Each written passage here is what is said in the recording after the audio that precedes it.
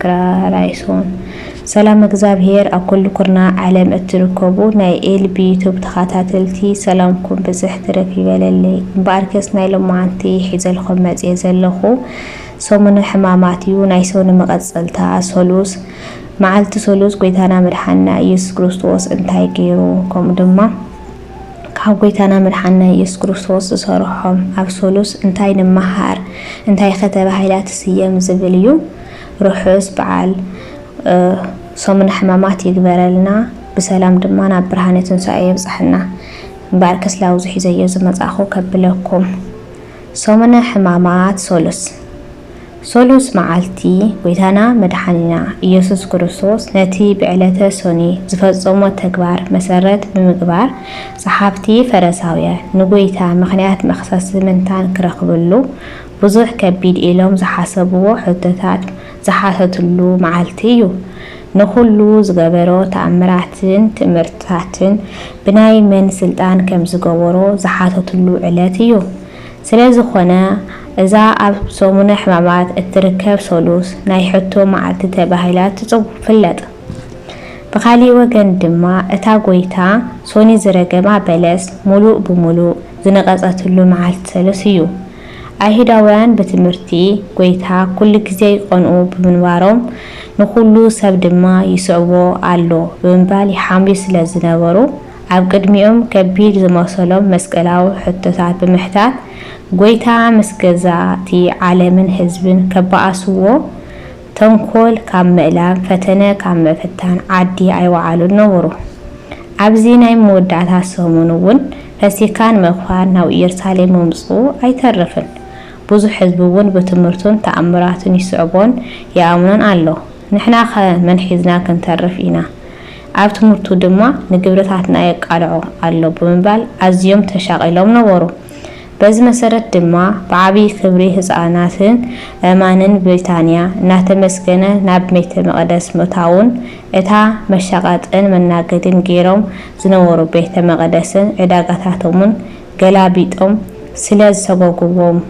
ስለዝተዘጎጎምን ብጭግራፍ ገይሩ ብውርደት ስለዘባረሮምን ከምኡውን ሓቀኛ ዓላማ ቤተ መቅደስ ድማ ብምንጋር እቲ ክፉእ ግብሮም ስለዘጋሃዶምን ስለዝወቀሶምን ኣዝዮም ተሻቂሎም ነበሩ ስለዚኻ እዩ አይሁዳውያን ሊቃነ ካህናትን ዓበይቲ ህዝብን እቲ ምኽሪ ሞት ክሕግዞም ዝኽእል ዘበለ ነገር ክሰርሑን ምኽንያት መኽሰሲ ከናድዩን ሓዲሮም ንጽባሒቱ ሶሉስ ሕቶታቶም ዝሓተትዎ እቲ ሕቶ ድማ ከምዚ ይብል ነበረ በየናይ ስልጣን እዚ ትገብር ኣለኻ እዚ ስልጣን እዚ ከመን ሃበካ ዝብል ነበረ ማቴዎስ ምዕራፍ 21 ካብ ቁጽሪ 23 እስካብ 27 ማርቆስ ምዕራፍ 11 ካብ ቁጽሪ 23 እስካብ 33 ሉቃስ ምዕራፍ 20 ካብ 1 እስካብ 8 እቲ መስቀላዊ ሕቶኦም ክምልስ ከሎ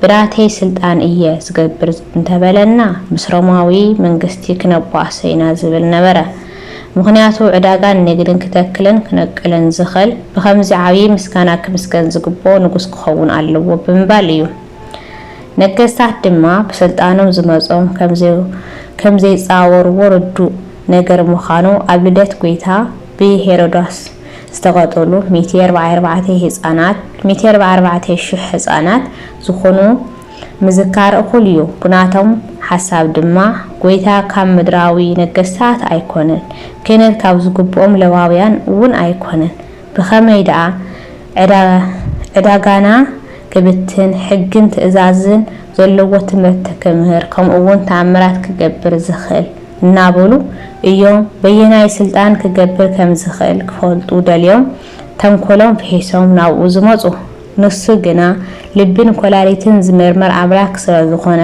ከም ወትሩ ክፋቶም ፈሊጡ ሕቶኦም ብሕቶ ኣሕፈሮም ጥምቀት ዮሐንስ ካበ እያ ካብ ሰማይ ዶ ወይስ ካብ ሰብ ብምባል ድማ ሓተቶም ንሳቶም ድማ ነንሕድሕዶም ተዘራሪቦም ካብ ሰማይ እንተናዮ ከመይ ደኣ ዘይኣመንኩም ክብለናዮ ካብ ሰብ እንተናዮ ድማ ንዮሐንስ ኩሎም ከም ነቢይ ቆጽርዎ ኣለዎ እሞ ንህዝብን ፈርሕ ብምባል ኣይንፈልጥን ኢሎም መለሱሉ። ጎይታ ድማ ኣነ ከዓ በየናይ ስልጣን እዚ ከም ዝገብር ኣይነግረኩምን እየ በሎ። ማቴዎስ ምዕራፍ 21 ካብ ቁጥሪ 23 እስካብ 27። በዚ ድማ ሓፊሮም ተመለሱ። ጎይታና መድሓና ኢየሱስ ክርስቶስ ኣብ ዕለተ ሰሉስ ካልኦት ሕቶታት እውን ሓቲቱ ተወሳኺ ትምህርቲ እውን ምሂሩ እዩ። ብዛዕባ ምኽፋል ግብሪ፣ ትንሳኤ ሙታን፣ ወዲ ዳዊት ዝተባሃለ መን ምዃኑ ዝኣመሰሉ ሕቶታት ዝመሰሉን ብምስላ ገይሩ ድማ ዝመሃረ ዕለት እዩ። ማቴዎስ ምዕራፍ 21 ቁጥሪ 8፣ ማርቆስ ምዕራፍ 12 ቁጥሪ 2፣ ማርቆስ ምዕራፍ 13 ቁጥሪ 37፣ ሉቃስ ምዕራፍ 20 ቁጥሪ 9፣ ሉቃስ ምዕራፍ 21 ቁጥሪ 38። እዚኣተን ትምህርትታቱ ድማ ትምህርተ ሰሉስ ተባሂለን ይፍለጣ። ካብዛ ዕለት እዚኣ እንመሃሮ መልእኽቲ ካብ መርገምን ሞትን ክንድሕን ንስሓ ዝበቅሕ ፍረ ክነፍሪ ጎይታ ካባና መንፈሳዊ ፍረ ደልዩን ብሂጉን ኣብ ዝመፀሉ እዋን ቆፅሊ ወይ ከዓ ሃይማኖት ጥራሕ ዘይኮነ ፍረ ወይ ከዓ ሰናይ ግብሪ ሒዝና ክንጸንሕ ከም ዝግበአና እዩ። ሃይማኖትና ጽኒዕና ሰናይ ግብሪ እንዳገበርና እንተጸኒሕና በታ ክርስቶስ ንፍርዲ ዝመጸላ ሰዓት ኣቱም ናይ ኣቦይ ብሩኻት ተባሂልና ብየማኑ ክንቆም እዩ። ኣብ ሃይማኖትና ከይጸናዕና ሰናይ ምግባር እውን እንተይ ዘይብልና ግና ኣቱም ርጉማን ካባይ ረሓቁ ተባሂልና ናብቲ ዲያብሎስን ሰራዊትን ተዳለወ ስፍራ ክንድርበ ኢና። ስለዚ መንግስተ ሰማይ ክንወርስ እንተደኣ ኮይና ኣብ ሃይማኖትና ጸኒዕና ክንነብር ይግበአና። ካሊ መልእኽቲ ናይ ዝዕለት እውን ንጎይታ ምፍትታን ከም ዘይግባእ ንሕና እውን ብሓቂ ኣብ መንገዲ ክርስቶስ እንተለና ብሰባት ኣብ ክንዲ ጽቡቕ ዝገበርና ክፉ እንዳፈደየሉ ጊዜ ዝህሉ ክፉ እንፍደየሉ ጊዜ ክህሉ ስለዝኽእል ብኩሉ ክንግረም ከም ዘይብልና ዘረድ እዩ። ዘለዓለማዊ ስልጣን ናይ ባህሪኡ ዝኾነ ጎይታ ከም ፍቃዱ ንሰባት ስልጣን ዝህብ ኣምላክ እንተላይ እቲ ሒዝዎ ዝነበረ ስልጣን ዝህቦም ንሱ ከነሱ ብሓጣንን ክፋትን ሰባት ነቲ ስልጣን ዝሃብካ መን እዩ ተባሂሉ ተሓቲቱ እዩ። እዚ ድማ መን ከም ምዃኑ ስለ ዝፈልጥዎ እዩ። ዝምርምር እምበር ዘይምርመር ኣምላክ ምዃኑ ኣየስተውዕሉውን። ሕቶኦም እውን ናይ ቅንዕና ኣይነበረን። ንሱ ግና ንሕቶኦም ብሕቶኦም መለሰሎም። ጎይታ ከምቲ ንዓይ ዝገበሩኒ ንዓኻትም እውን ከም ዝገብሩኹም እዮም ከም ዝበለ ኣብ ጉዕዞ ህይወትና ደቂ ሰባት ብዙሕ ተጻብኦ ብዝተፈላለዩ ምኽንያት ክመጾም ይኽእል እዩ። ንኩሉ ግና ብትዕግስትን ክንሰግሮ ይግባእ። ናይ ክርስቶስ ቤተሰብ ከምቶም ጸሓፍቲ ፈሪሳውያን ብኣምላክነት ኢየሱስ ክርስቶስ ተጠራጠሩ ዝነበሩ ሎሚ እውን በአምላክነት ጎይታና መድሓና ኢየሱስ ክርስቶስ ተጠራጠሩ። ኣምላክነቱ ክሒዶም ኣማላዲኡ ዝብል ኣዝዮም ብዙሓት እዮም። ንሕና ግና ንሱ ናይ ባህሪ ኣምላክ ፈጣሪ ኩሉ ብዘይብኡ ሓደ እኳ ዝተፈጠረ ከም ዘየለ ፈሊጥና ብጎይታና መድሓና ኢየሱስ ክርስቶስ ተኣሚንና ኣብ ሃይማኖትና ጸኒዕና ነቶም ዝተጠራጠሩ ድማ ብዝግባእ ኣረዳእና ክንነብር ይግባአና። እዚ ክንገብር እግዚአብሔር ኣምላክ ቅዱስ ፍቃዱ ይኣኸልና። ወስብሐት ለእግዚአብሔር።